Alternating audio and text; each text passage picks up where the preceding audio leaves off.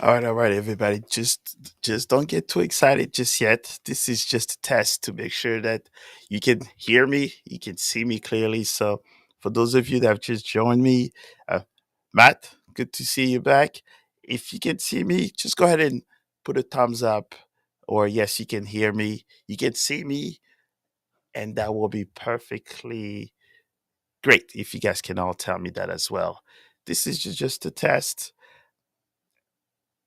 And I'm still also recovering from this crazy World Cup draw, which for a lot of us was quite interesting.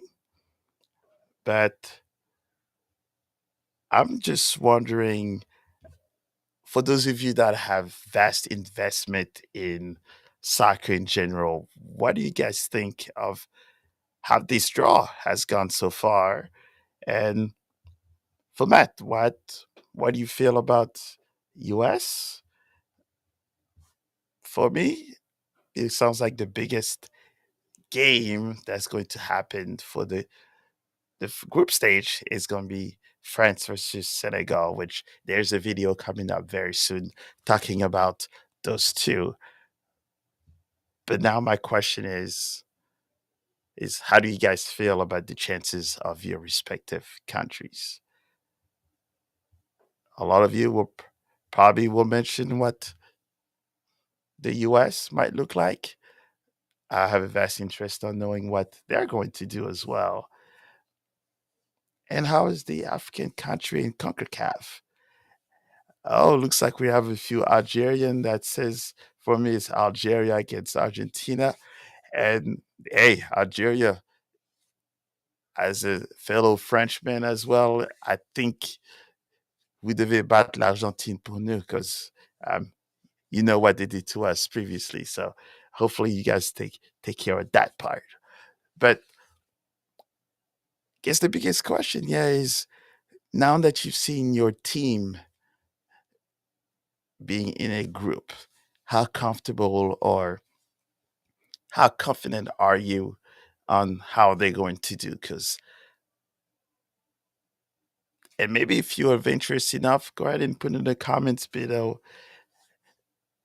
who you think is going to win. It looks like we have one of our great goalkeepers from STL Ambush watching. So definitely appreciate your time. Hopefully you're taking a little bit of rest before the next game. But if you guys can hear me, go ahead and put the thumbs up in the comments. Let me know if you guys can hear me, can see me properly.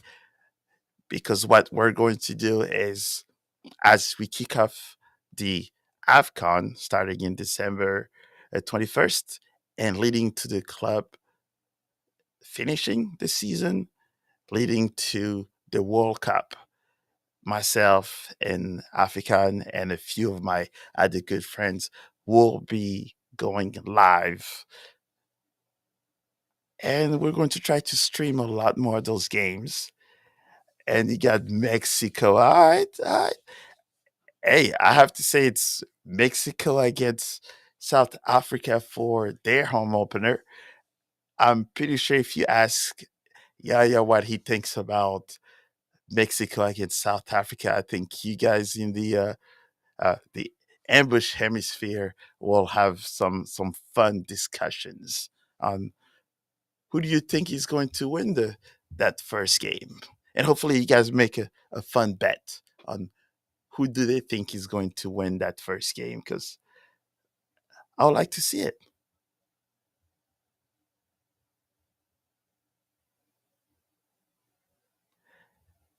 And so, could you tell me maybe who do you think is your dark horse to win it all?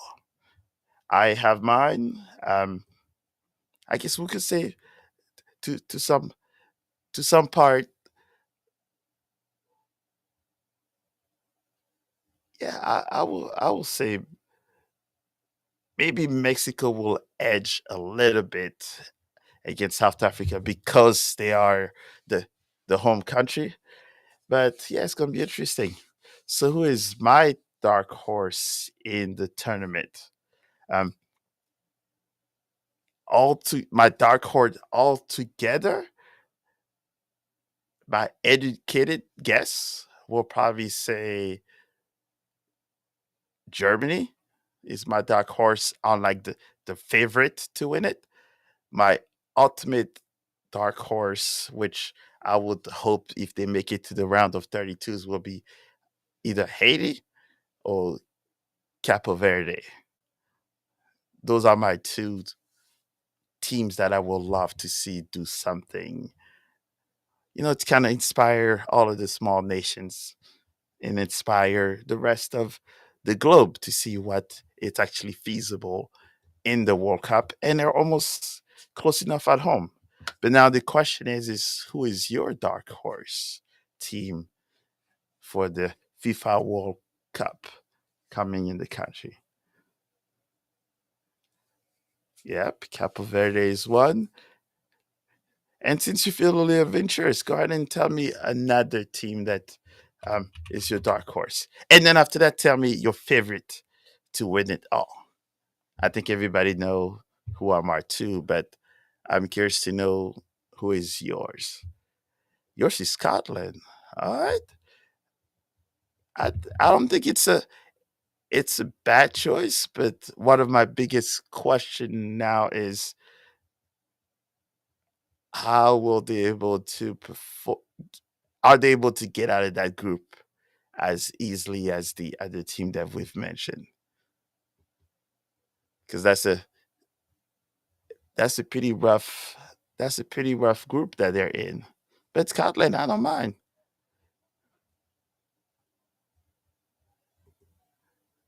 That's not a bad choice. Ah, you cannot tell me your favorite is Spain. That's the wrong. But I could see why. I think a lot of people have Spain, but I think maybe the experience might not be their best friend.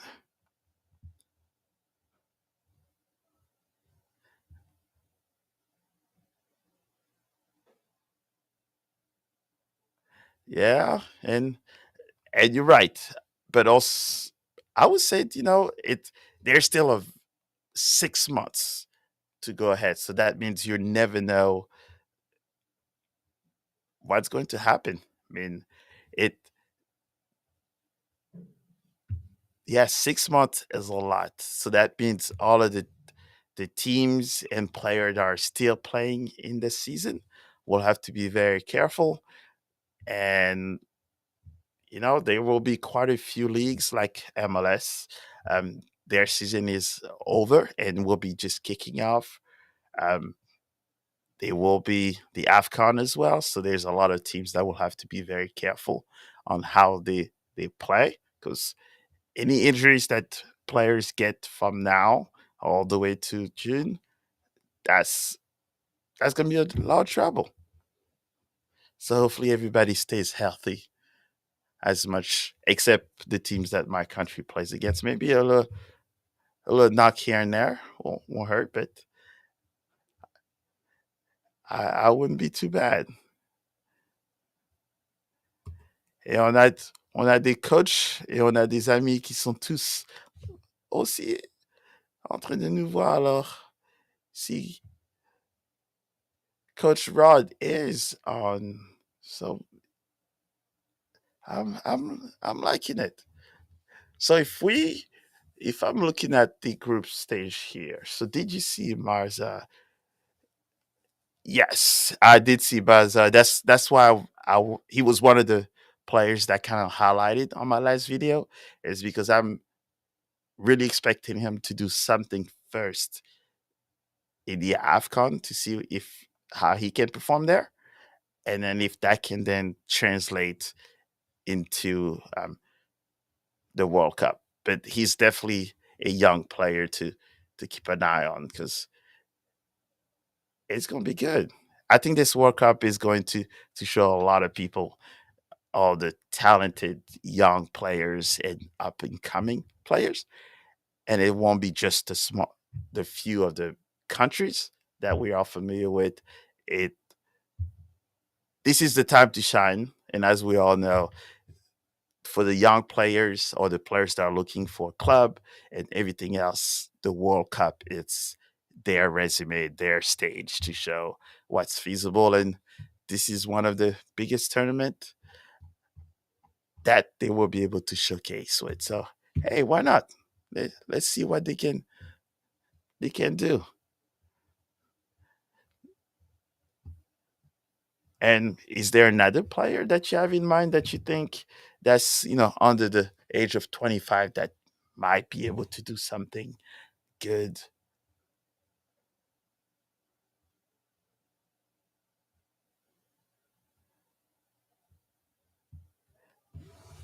Well, you know what? I maybe the Algeria coach is trying to reserve all his energy and his talent and try to keep the how we call it, the angerness to win for the World Cup. Maybe it's a strategic way of doing.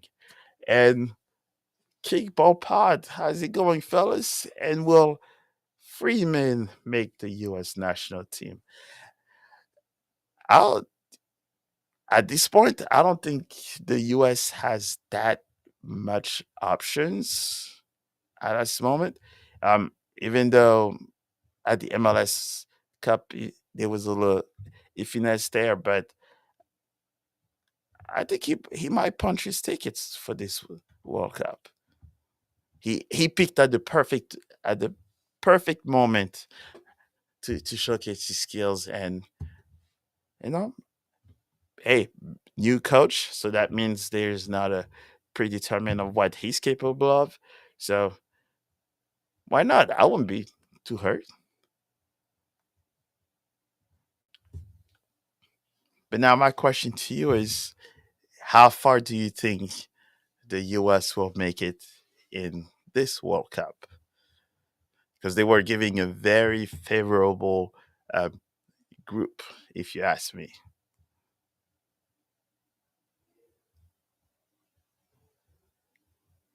I think they kind of the luck of the hosting team has certainly blessed them at least for that. I'm not too mad at it.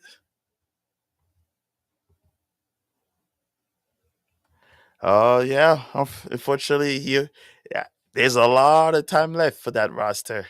There's a lot of time left. So, well, like I was mentioning earlier, there you never know what's going to happen with 6 months plus to go. And Pochettino always chokes. You know that it's it's his first international gig, so there's still a learning curve on that. Um, he was not able to deliver for my Chelsea team as I expected. So, you know, I think this is will be a either a horrendous start or a great start for him as an international coach. The rest, I don't know. We'll see what he's capable of doing, but it might not look too good for him. All right, so pretty much I just pulled up all the group from A to L, and I'll just cite a few of the games that might be very interesting to me. But with the group A, as we mentioned as well, Mexico and South Africa is probably going to be that game that people will love and probably enjoy. The next one, I don't know. We'll say probably Canada and Switzerland. My dark horse team, the heart, will say either Haiti or Cape Verde. The soccer knowledge guy, I will definitely say maybe Germany to be the dark horse to win it all. My favorite, as always, is France, but yeah, there's a few reasons for that choice of mine. And for all of the groups that actually have for those teams, I'm definitely interested on the Group C with Brazil, Morocco, Haiti, and Scotland because that one's the top three teams are high scoring teams. Scotland is one that kind of low block and will wait for the attacking team to make an error before it counters. So that's going to be a very interesting one. USA, to be honest, they probably should top the group. And if they don't, if they make it to second place, they most likely would meet Argentina, which will be a very bad, very, very bad placement for them. So it's they have to make it to first place. And you asked me who's my favorite Senegalese player right now. Oh, that's a good one. And I will probably say that the captain, Koulibaly, I will say he's even though he's not the high scoring player that everybody knows, but he's like the heart of the team, heart of the defense, the captain, the most experienced player. So I think if he's in his A game, then he gives more freedom to the rest of the offensive force, which we have plethora of. So I think Kalidou Koulibaly is that's that's the guy for me. So watch him. He helped Napoli win the Italian league once and did pretty well with Chelsea as well. So keep an eye on him. Keep an eye on him. All right, guys. So there's probably another 2 minutes of this testing. This was all testing to see how I will be able to go live not only for the AFCON, but also the World Cup setup. And as well, don't make sure you go and check my interview with Tanashi Simbo and Oscar Hoja now on my YouTube page, More Football TV.